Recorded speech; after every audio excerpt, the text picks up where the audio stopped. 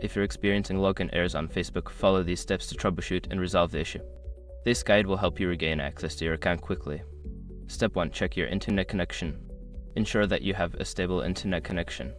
Try switching between Wi-Fi and mobile data or restarting your router if necessary. Step 2. Verify your credentials.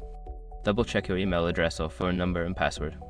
Make sure there are no typos and that you are using the correct login information for your account.